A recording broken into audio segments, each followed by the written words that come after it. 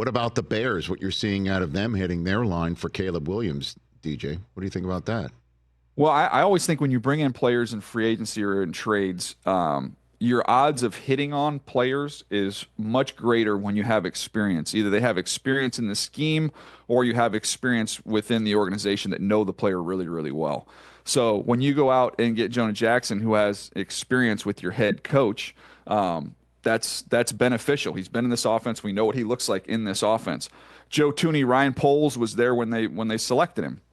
So he's been around Joe Thuney. Obviously, Joe Thuney's play speaks for itself. You know what you're getting there. You know who he is as a person, what he's going to be in the locker room.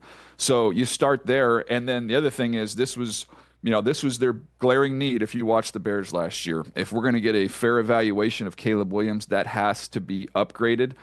So not only have you already done that before free agency even starts, you've now freed yourself up a little bit in both free agency and the draft because, you don't want to be in a situation where you have just this glaring need where you've got to grossly overpay in terms of what you're going to give a free agent, or you're reaching for somebody with that 10th overall pick.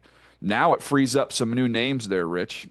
Ashton Jeanty now, to me, is legitimately in the conversation there if you're the Bears. You think about that. Just think about those three young guys with Odunze. Obviously still have DJ Moore, but let's just go with the rookies last year. Odunze, Caleb Williams, and now all of a sudden the next year you throw Ashton Jeanty in there. That can be a fun trio to grow with. So Jeanty would be the Gibbs of this offense, if to use the Lions template in Chicago. Is that what he would be? Yeah, I think he's almost he's not a one-for-one comp there with Gibbs. I think Gibbs has a little bit more top-end speed. I think Jeanty has more power.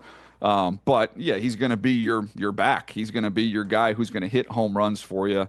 And he can be that guy for them going forward. Also, I know you've got Cole Kmet, but if you wanted to stylistically have some fun, what if you threw Tyler Warren in there and you're out there with two tights and you've got Tyler Warren, Cole Kmet, with DJ Moore and Rome Odunze? You can have some fun creatively with that package as well. And now, without having that glaring need, maybe you're in a situation where you trade back and you could completely rebuild the interior of your offensive line. What if you just trade back a few spots and you take Gray Zabel from North Dakota State and you throw him at center, and now you have completely rebuilt the interior of that offensive line in front of Caleb Williams? I love it. There's now pieces that we can associate with who we saw at the Combine to try and figure out how teams can remake themselves.